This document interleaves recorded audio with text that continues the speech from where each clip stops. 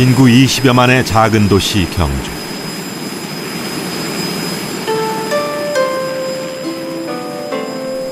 우리나라 국민 가운데 경주를 한 번도 찾지 않은 사람은 아마 거의 없을 것이다.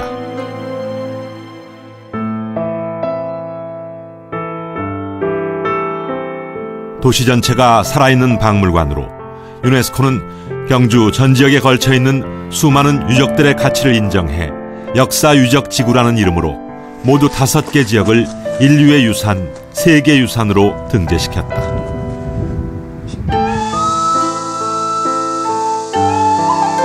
세계가 인정하는 귀한 유적들이 고스란히 모여있는 고도 경주.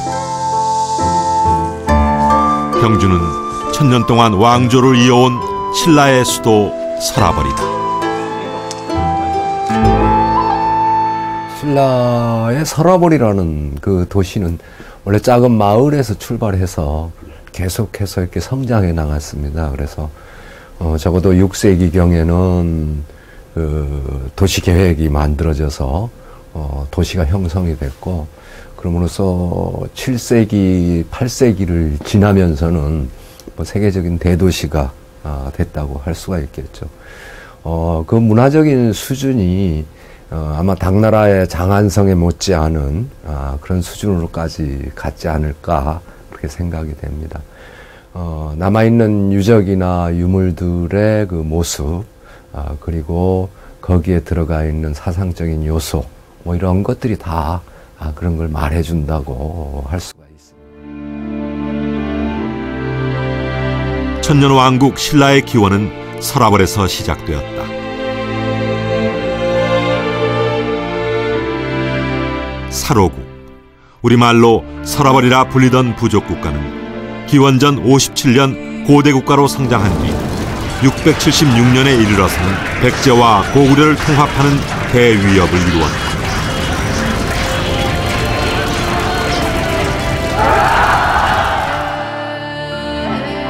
그리고 안정된 정치 기반과 경제력을 바탕으로 과학과 문화, 예술의 꽃을 활짝 피웠다.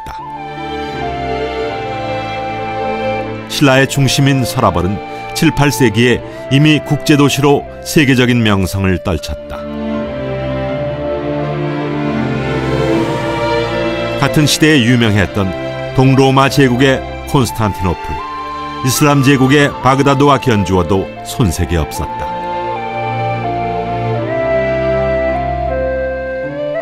하지만 이보다 더 놀라운 건 서라벌이 천년 동안 신라 왕조의 수도였다는 사실이다.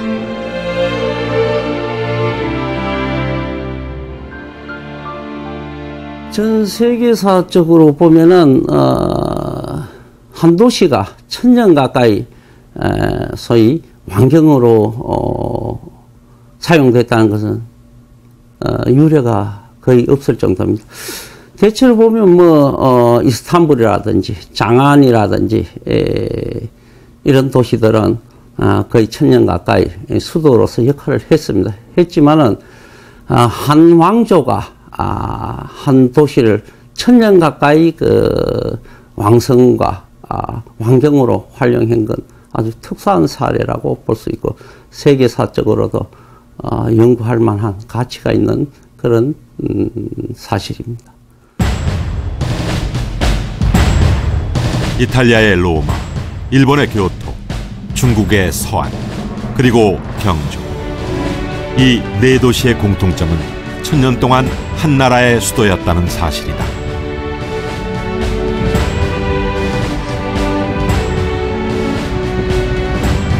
왕이 생활하는 왕궁은 정치의 중심이자 문화의 중심으로 당시 생활상을 엿볼 수 있는 중요한 유적의 하나다.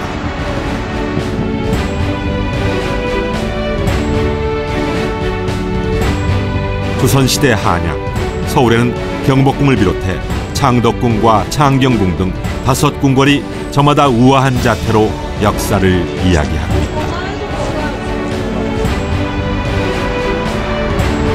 이처럼 세계적인 역사 도시들은 저마다 왕궁과 성을 잘 복원하고 유지하며 자신들의 문화유산을 자랑하고 있지만 천년고도 경주에는 왕궁과 왕성이 없다.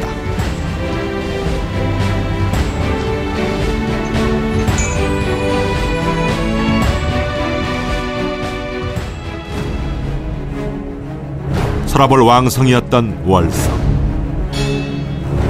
흙을 쌓아 올린 토성인 왕성 안에 신라의 왕궁이 있었다.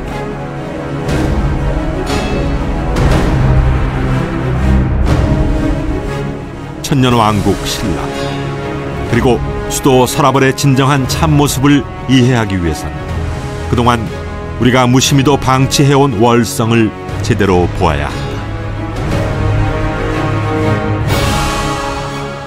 신라 천년 수도의 월성이 그냥 표처럼 그렇게 놓여져 있는 것은 사실은 안타까운 일입니다. 월성 같은 경우는 최상위 신라인들의 생활 용품들이 출토되기 때문에 거기서 여러 가지 신라사 복원에 대한 자료들이 무궁무진하게 나올 걸로 그렇게 판단됩니다. 하지만 우리는 신라를 이야기하면서 왕성에 대해 궁금히 여겨본 적이 없다. 천년 동안 신라를 이끌었던 50여 명의 왕들이 나라를 통치하고 숱한 애환 속에 생을 마감했던 곳. 그런 왕궁과 왕성은 어떻게, 왜 흔적도 없이 사라져버린 것일까?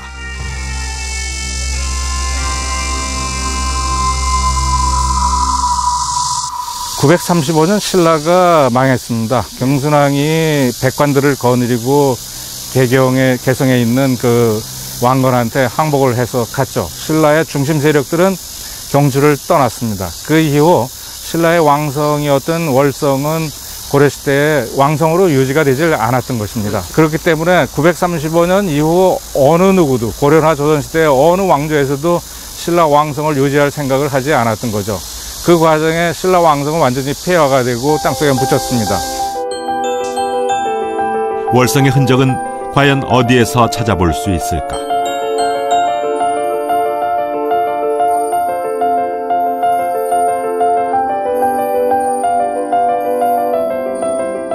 조선시대에 창덕궁 후원이 있었다면 신라시대에는 궁중정원 월지가 있었다. 기러기와 오리가 많이 논다고 하여 조선시대 때부터 안압지로 불렸지만 신라시대 이곳의 이름은 월지였다.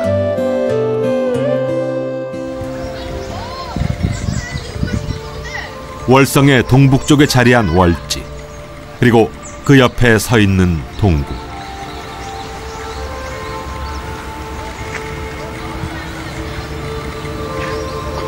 저수지처럼 방치되었던 월지의 본 모습이 드러난 건 1974년 경주 관광 종합 개발을 시작하면서부터다.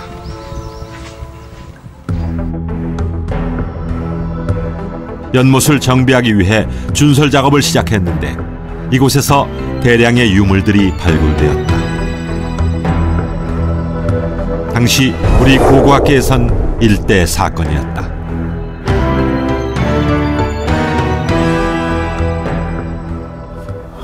그때가 75년도로 기억을 하는데요. 그때 아마 안압지를 경주 사적관리사무소가 있었어요. 준설을 해서 연못을 전체를 한번 보여주기 위한 그런 작업을 처음에는 시도를 했습니다. 준설을 하는 와중에 유물들이 많이 나왔습니다. 드러내는 과정 속에 기와라든지 또는 뭐 금속 유물들이 많이 나오기 때문에 이거는 이렇게 해서 안 되겠다. 정식 발굴을 해야 되겠다. 이렇게 해서 다시 발굴 그 문화주의원회 발굴 허가를 받아가지고 정식으로 이제 발굴을 하게 된 것입니다. 연못에 물을 뽑아내고 발굴을 시작한 지 5개월. 천년의 세월이 무색할 정도로 보존 상태가 양호한 3만여 점의 유물들이 모습을 드러냈다.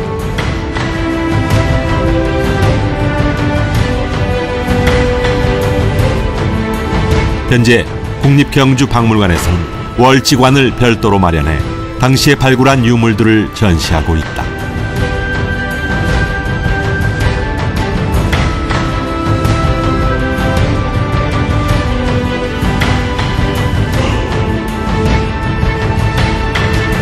신라가 백제와 고구려를 통합한 삼국 일통을 기념해 만든 월지 안압지.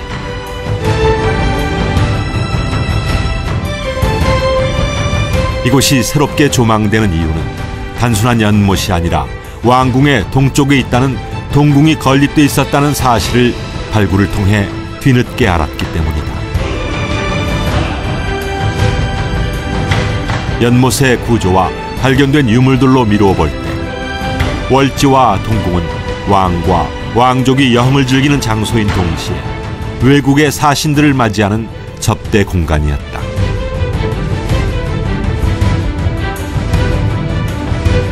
현재 유일하게 남아있는 신라시대 궁궐 건축물 월지를 통해 천년 전 월성의 모습과 월성에서 살았던 왕의 생활상을 조용히 그려본다.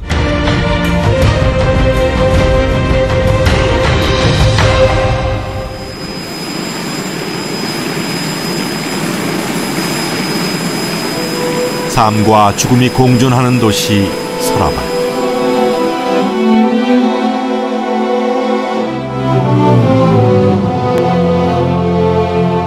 경주에는 해방 직후 155기의 신라시대의 고분이 있었다.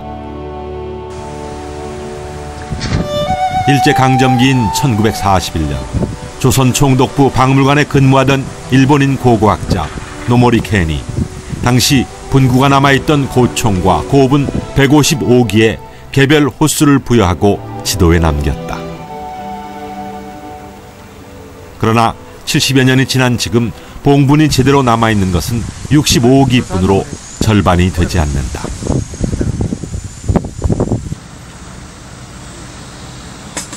죽음을 맞이한 신라의 왕과 왕족들은 월성 바로 옆에 또 다른 궁궐인 고분을 지었다.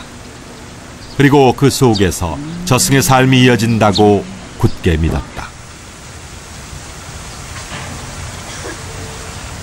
고분이 세계적으로 유명세를 떨친 건 1921년 일제강점기 시절. 지금은 작고 초라하게 남아있는 이 고분에서 금관이 최초로 발굴되었기 때문이다. 금관청의 발굴은 한마디로 말해서 신라의 고분, 즉 경주의 고분이 세계적인 고분이다 하는 걸 알려주는 계기가 된 아주 중요한 발굴이었습니다. 근데 사실은 이건 뭐 발굴이라기보다는 발견과 수습이라고 할 수가 있습니다. 원래 금관청 앞에 가옥들이 들어서 있었고 그 가옥의 주인이 자기 가옥을 확장하기 위해서 자꾸 뒤로 가다 보니까 금관청의 주체부를 건드리게 되었고 그래서 금관을 비롯한 많은 금제품이 쏟아져 나와 버렸습니다. 이 금관이 처음으로 출토가 됨으로 인해서 또 금관을 비롯해서 또 많은 유물들이 또 한꺼번에 쏟아져 나옴으로 인해서 당시에는 동양의 투탕카멘이라는 말을 들을 정도로 유명한 고분이 되었습니다.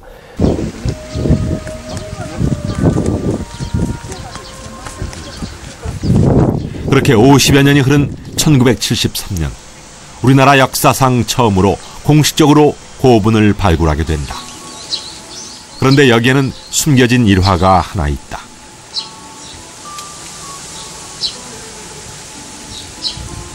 일단 황남대총을 발굴하기 전에 그 가까이에 있는 천마총 155호분이라고 그럽니다. 아까 그 말씀드렸듯이 일본 사람들이 이제 경주에 155기의 그 무덤이 있다 그랬는데 그 마지막 번호가 155번 그게 이제 천마총인데 작은 것을 연습 삼아 한번 발굴해보고 그 다음에 이제 황남대총을 하자 이렇게 했거든요.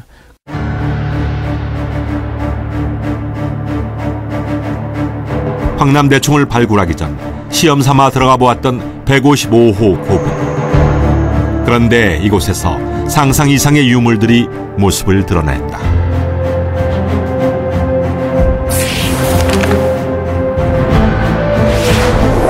금관을 비롯한 장신구들,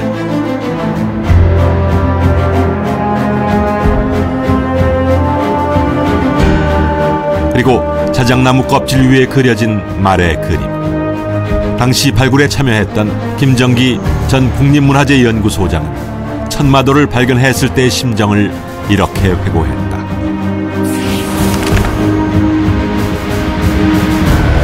사장나무 껍질을 여러 겹 붙여서 그림을 그린 것인데 목각이 무너지고 그 위의 돌에 눌려 공기가 밀폐된 채로 1500년 동안 땅속에 있었다.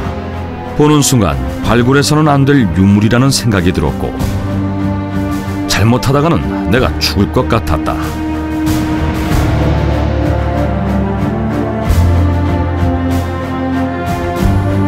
(1500년의) 긴 잠을 잘못 깨웠던 탓인가. 천마총을 발굴했을 당시 발굴 현장에는 기이한 일이 벌어졌다고 한다. 그때 이제 금관을 수습하는데 그냥 아주 이 햇볕이 쨍쨍 내리쬐는 아주 그냥 정말 이 더위 날, 삼복더위 날인데 금관을 수습하려는 순간 갑자기 먹구름이 끼면서, 이건 사실이에요. 먹구름이 끼면서 천둥 번개가 치고 비가 그냥 막 오는 거예요. 그러다 솔직히 금관을 이제 수습해서 유물 상자에 넣어가지고 이제 들고 일단 바닥에 그 위에 나와가지고 밑으로 사무실로 가야 된단 말이죠. 이렇게 들고 나오다가 이게 뭐 몇 번 나도 이야기를 했습니다만 번개가 치고 하니까 겁이 나잖아요. 그래서 거기다가 놓고 일단 피했던 그런 기억.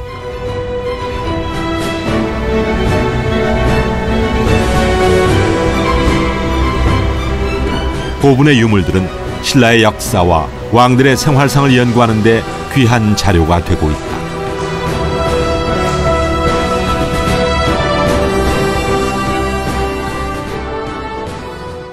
우리가 근본으로 삼고 있는 삼국사기에는 정치적인 사건만 주로 나열이 되어 있는 상태죠. 그래서 많은 것이 당시 사회를 당시 문화를 아는 데는 대단히 미진한 그러한 사료가 되고 있습니다. 그런데 이 고분 속에 당시의 모든 사회 문화상이 포함이 된 현대의 당시의 타임캡슐이라고 할 수가 있습니다. 당시에 최고의 기술이 들어가 있고 최고의 문화적인 수준이 들어가 있고 당시 사람들이 사생관 또 철학관 모든 그 사고가 무덤 속에는 들어가 있게 됩니다.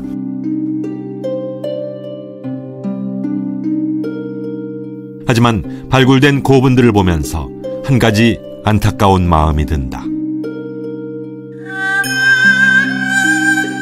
저승의 왕궁은 이렇게 건재한데 왕들이 생활했던 왕궁은 왜 흔적도 없이 사라졌을까?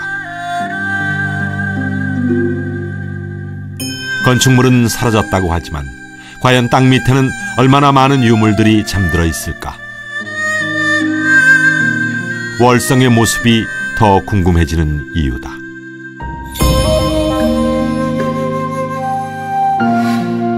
이곳은 신라시대 궁궐이 있던 곳이다. 사적 제16호 경주 월성.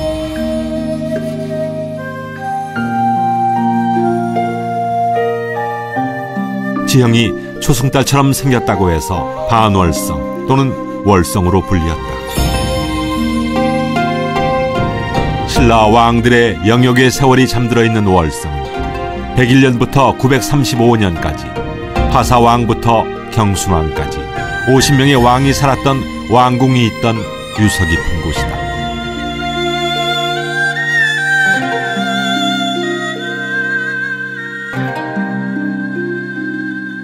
하지만 신라가 망하고 고려가 등장하면서 수도는 개경으로 바뀌었다. 서라벌은 일개 지방도시로 격화되었으며 감시의 대상이기도 하였다. 본격적으로 폐허가 된 것은 아마 고려 신종 2년 때 소위 신라 부흥운동이 일어나게 됩니다. 그게 아마 난으로 이제 기억됩니다만은 그때 완전히 주에서도 더 격화시키고 그다음에 탄압 대상이 됩니다. 그러다 보니까 방치가 될 수밖에 없었고 그다음 이제 13세기 초 몽골한 때 기록에도 나옵니다만 황룡사라든지 신라 왕궁이 불타게 됩니다. 불타게 된 이후에 거의 폐허가 되었습니다. 하지만 천년의 기나긴 세월 동안 굴욕을 맛본 월성에는 우리가 쉽게 손댈 수 없는 보물들이 땅 밑에 숨어 있다. 그래서 박정희 대통령 때도 거기를 발굴 조사를 하라고 이렇게 명을 내리셨어요. 그런데 이제 일부 그 문화재 관련 종사자들이 하는 흉내만 내고 일부러 안 한 거죠. 거기 엄청나게 그 많은 유구들이 그 지하에 있다는 걸 알고 감당을 못할 거니까 그래서 거기에 시굴 갱만 몇 개를 넣고 조사하는 척하고 중지를 했습니다. 눈에 보이는 것만이 전부가 아니듯 월성 아래엔 무궁무진한 비밀들이 숨겨져 있다. 다만 쉽게 다가가기 힘들 뿐이다. 천년 동안의 서운함에 성문을 굳게 걸어잠근 월성.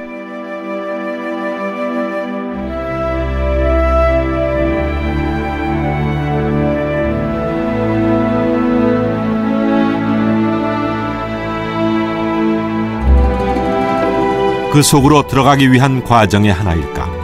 지난 2008년 월정교를 복원하기 시작했다.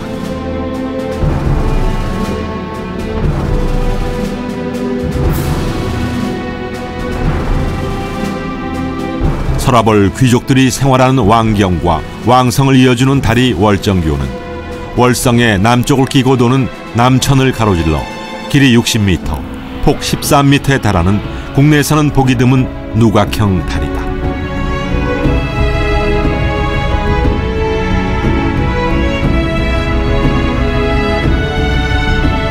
이는 분명 잊힌 월성과 사라진 왕궁을 되찾고자 하는 노력의 하나라 할 수 있다.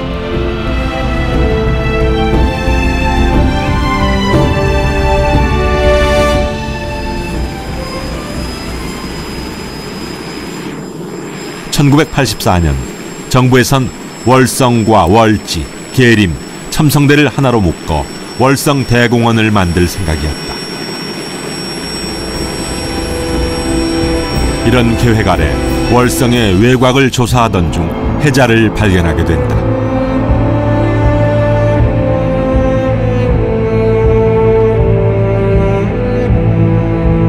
해자는 적의 침입을 막기 위해 성 밖을 따라 물을 흐르게 만든 못이다. 해자와 일부 유물들의 발견을 계기로 국립경주문화재연구소에서는 1985년부터 본격적으로 월성 외곽을 발굴하기 시작했다. 그리고 30년이 흐른 지금까지도 해자의 발굴과 조사를 계속하고 있다. 84년부터 정식 해자 발굴을 시작을 했는데요. 그렇게 하게 된 동기는 79년도, 80년도에 여기 월성에 대한 약간의 성벽, 내외측을 시구를 했습니다. 그래서 그 부분이 필요했던 거죠. 그래서 이제 해자를 함으로써 월성을 직접 아직 하기는 이르고, 그래서 주변에 대한 조사를 해서 해자의 유무, 그 다음에 성벽의 직간접적인 그러한 그 어떤 구조라든가 그런 걸 알기 위해서 시작했습니다. 저기는 그 기와장 걷어냈나요? 아니면 원래 그대로인가요? 이렇게 된 거? 없는 부분.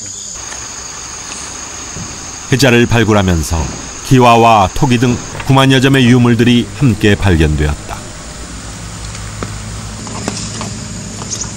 베일에 쌓여있던 월성의 신비가 하나씩 벗겨지는 순간이었다.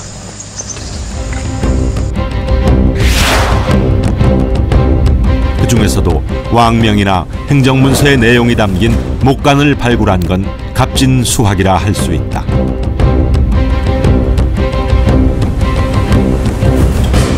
목간 같은 경우는 이제 여기 밑에 해자 유적의 뻘층 같은 경우 같은 데서는 아마 당시에 중요한 어떤 기록이라든가 아마 그런 지명 같은 거 그런 거 기록이 나와 있습니다.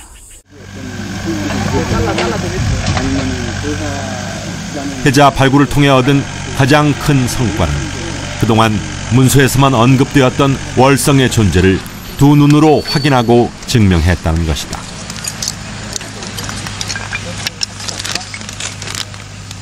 인고의 세월을 딛고 천년 동안 숨어 있어야 했던 왕궁과 왕성을 둘러싼 해자. 30년에 걸친 해자 발굴은 월성의 고고학적인 가치를 일깨워주는 더없이 좋은 계기였다. 이 자체만으로도 신라 천년의 어떤 가장 정체성을 이야기할 수 있는 부분이 아닐까. 다만 이제 알려지지 않았던 그런 부분들은 그동안에 이제 지하 탐사를 통해서 내부에서는 정말 적지 않은 거물지, 거의 전면에 걸친 거물지, 예를 들면은 석축열이라든가 또는 어떤 담장이라든가 어떤 기단이라든가 또는 그 거물지의 초석 이런 것들이 질서정연하게 지하에서 있으면 지하 탐사를 통해서 많이 확인을 한 바가 있습니다.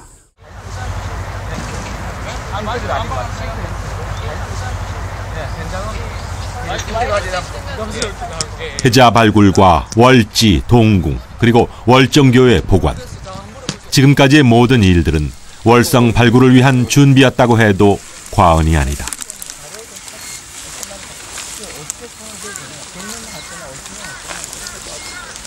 월성의 내부를 본격적으로 조사한 건 지난 2007년 지하 레이더 탐사를 시작하면서부터이다.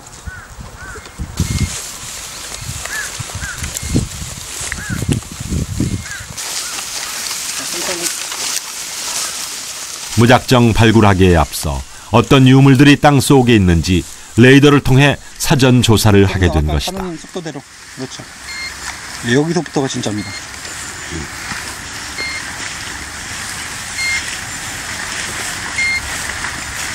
저희가 물리 탐사, 즉 유적 탐사를 하고 나서 발굴을 하게 되면 기본적으로 유구의 분포 양상들을 파악을 하고 발굴을 하게 되죠.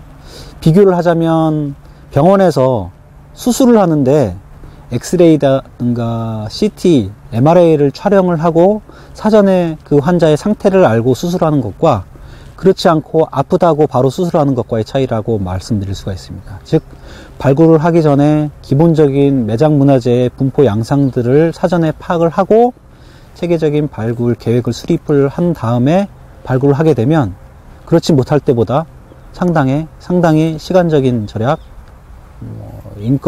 인부라든가 인력적인 절약, 많은 부분 효율적인 발굴이 있을 거라고 생각되어집니다. 우리나라 발굴 역사상 최초로 시행된 지하 레이더 탐사. 1년여에 걸친 조사 결과 놀라운 사실들을 발견했다.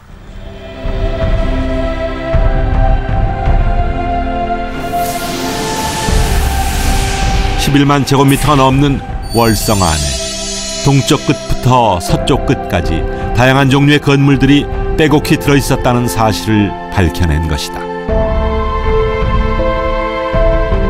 저희 월성 내부 지역을 14구역으로 탐사를 했습니다. 14구역을 약 225km 정도의 직선 거리로 사람이 이동을 하면서 데이터를 확보를 했고요. 지금 저희가 서 있는 곳이 석빙고 앞인데 구체적으로는 석빙고 앞에 도로와 열채가 넘는 건물지와 궁성의 위치를 상상의 궁성이 아니라 실제 물리학적으로 데이터로 눈으로 확인할 수 있는 그림으로 표현할 수 있는 성과들을 좀 얻었습니다. 14개의 구역 중에서도 흥미를 불러일으키는 곳은 9구역이다.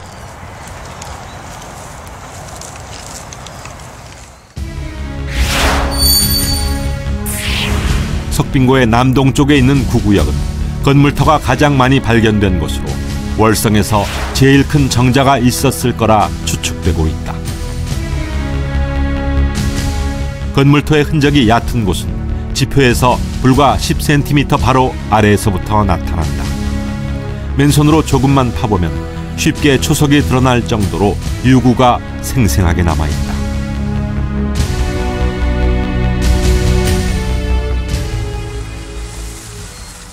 그렇다면 왕성의 핵심인 왕궁은 과연 어디에 있었을까? 전문가들은 14구역을 주시한다.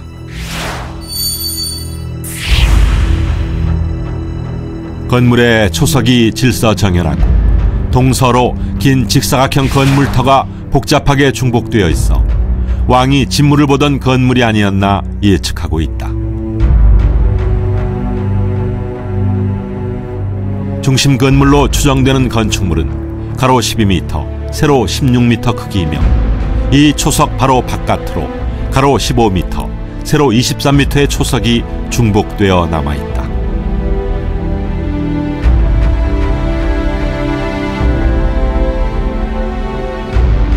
800년이 넘도록 왕궁토로 사용했다면 당연히 건물에 증개축이 많았을 것으로 보인다.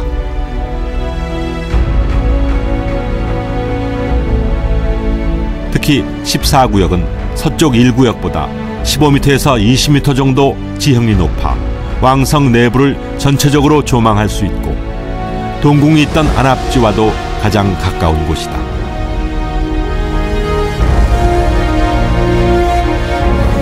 지하 레이더 탐사를 통해 월성의 보물지도가 마침내 완성되었다.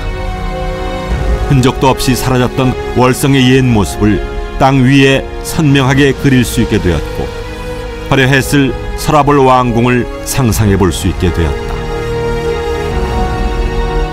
하지만 천년의 흔적을 되살리는 일이란 그렇게 쉬운 일이 아닐 것이다. 너무나 기나긴 세월의 역사가 땅속에 켜켜이 쌓여있기 때문이다. 월성 같은 경우는 아시다시피 그건 한 800년 가까이 신라의 전궁으로 사용이 됐습니다.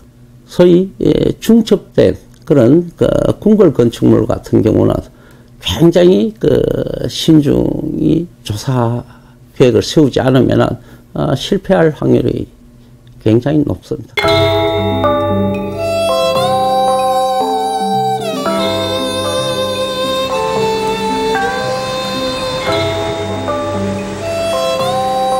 일본인들이 마음의 고향이라고 부르는 교토.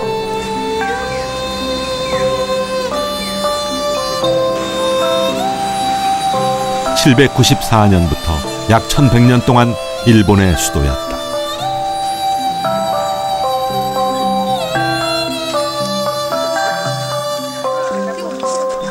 중국 당나라의 수도인 장안, 지금의 서안을 모델로 설계된 교토는 17개 건축물들이 세계유산으로 등재되어 있다.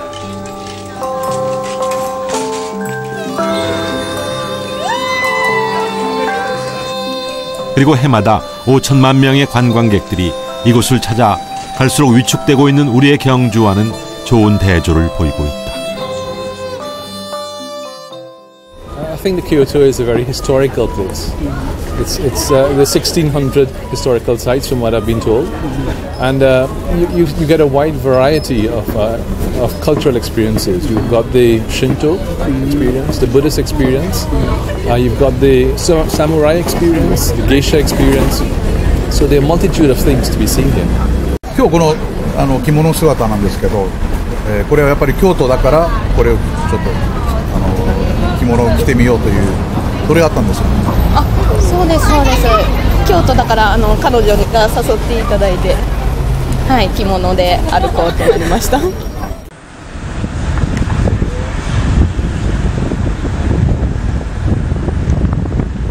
교토에서 차로 1시간 거리에 있는 작은 도시 나라.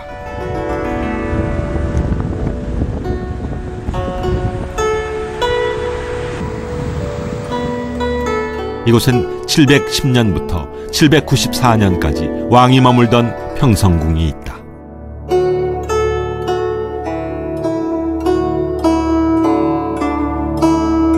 오랜 고증과 조사를 거쳐 서서히 모습을 드러낸 평성궁. 60년 동안이라는 기나긴 발굴과 복원 과정을 거쳐 주장문과 대극전이 완성되었다.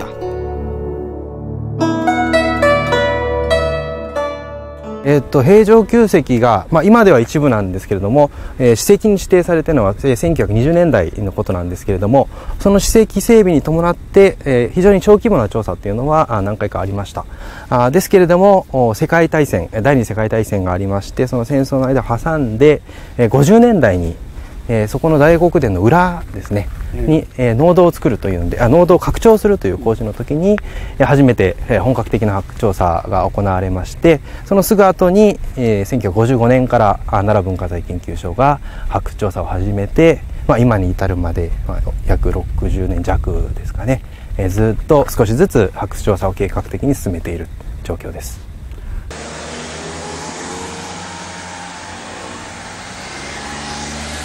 대극전 뒤에는 도로가 나 있고 주장문과 대극전 사이에는 아직도 전차가 지나다닌다.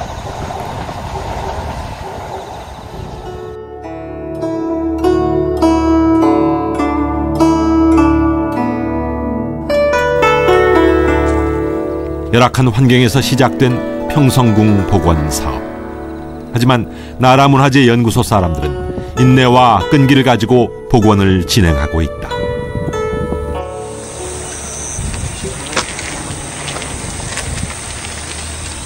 평성궁 옆에는 발굴 자료관이 마련되어 있다.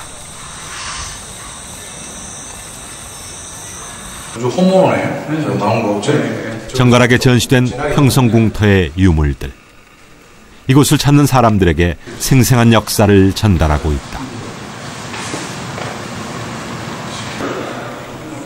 조사를 시작한 지 60년이라는 세월이 흘렀건만 평성궁의 유적지는 현재 약 30% 발굴에 머물고 있다.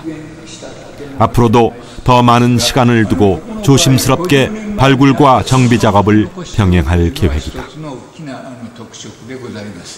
これからずっと未来へ調査研究というのは続くと思うんですけれども、私が個人的に思うのは、決してその平城宮なら平城宮を全部掘ってしまうということは私たちはしないであろうと、そういうふうに思います。それは、発掘調査を何十年もやっていると分かることなんですけれども、昔の調査と今の調査とやっぱり技術とかいろいろな考え方とか水準が違います。ですから今の時点で全てを掘ってしまうということをすると、未来のさらに例えばもっと高度な技術であったりとかいろいろな考え方であったりとか、そういうことを反映できなくなってしまう可能性がありますので、単に面積をずっと 100% に近づけて掘っていくと、そういうことはおそらく私たちはしないであろうと思います。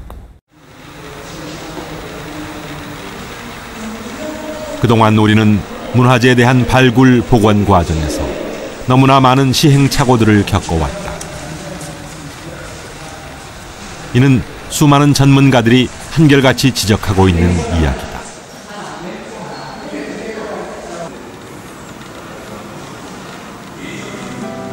일본 평성궁의 발굴과 복원 과정은 앞으로 신라왕궁 월성에 대해 우리가 어떻게 접근해야 하는지 제대로 잘 보여주는 좋은 사례가 아닐 수 없다.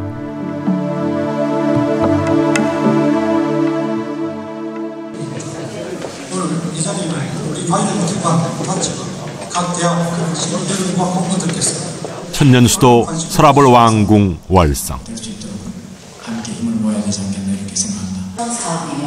또 다른 천년의 세월이 흐르고 이제야 주목을 받고 있다. 유네스코가 세계유산의 하나로 지정하고 최초로 지하 레이더 탐사를 하고서야 지난해부터 갑자기 정비와 복원에 박차를 가하고 있는 모습이다. 경주시와 경상북도 문화재청은 신라왕궁 복원 업무 협약식을 체결했고 신라왕궁 복원 정비추진위원회 출범식도 가졌다. 신라왕경 유적 복원은 경주 지역 주민들의 열망이 담긴 수건 사업이며 관심 있는 국민 여러분의 희망이기도 합니다. 마침 현 정부의 문화융성 정책 기조와 대통령 선거 공약 등 복원 사업을 추진할 주변 여건이 어느 때보다 잘 갖추어졌다고 생각합니다. 정부의 문화융성 정책에 맞춰 신라왕경을 비롯해 월성 등 핵심 유적지를 2025년까지 복원 정비하겠다는 계획이다. 40년 계획으로 이렇게 잡혀 있는 것을 왕경 핵심 유적 복원의 사업비는 국비 6,600억, 지방비 2,800억 등 무려 9,400억 원이 소요된다. 월성 왕궁 정비 복원에 2,700억. 정부 차원의 국가적 지원 없이는 사실상 불가능한 사업이다.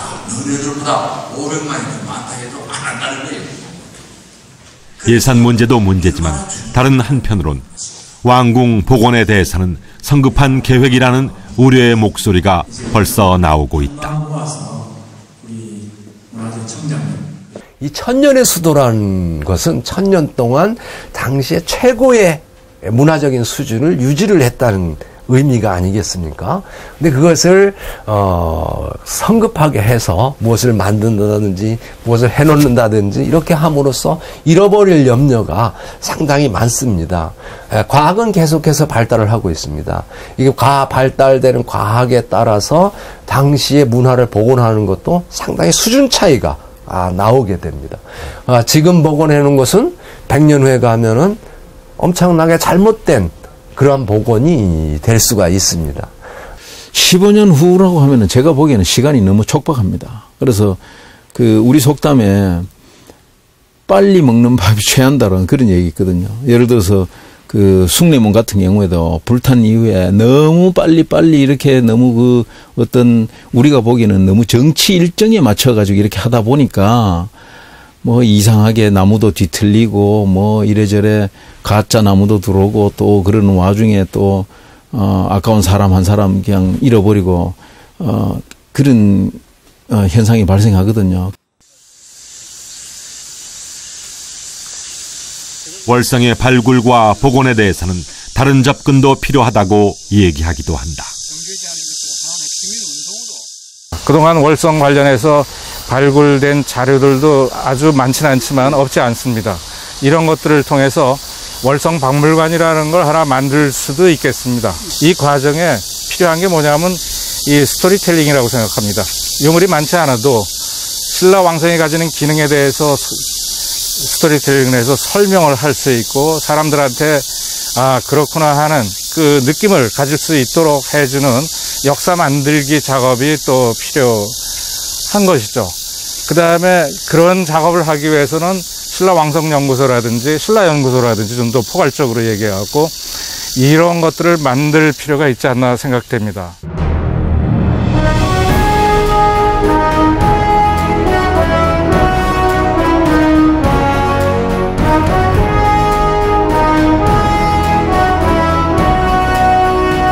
신라인들은 천년 동안 역사와 문화를 남겼고 서라버린 그 자긍심을 고스란히 품고 있었다.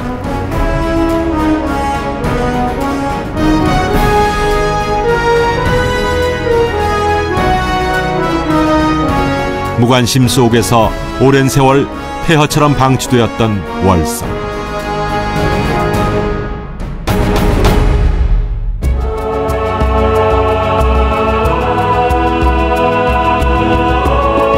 천년 왕국의 궁궐터 월성은 지금 우리에게 세계 문화유산을 과연 이대로 둘 것인가 무지를 질책하듯 묻고 있다.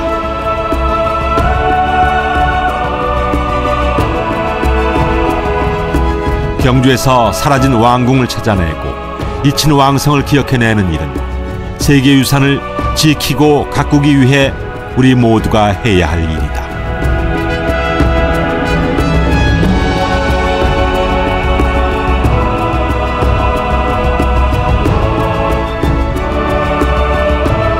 이는 우리의 자라나는 세대에게 잊어버린 우리의 뿌리를 상기시키고 미래를 향해 나아가는 우리에게는 올바른 방향을 알려주는 나침반 역할을 할 것이기 때문이다.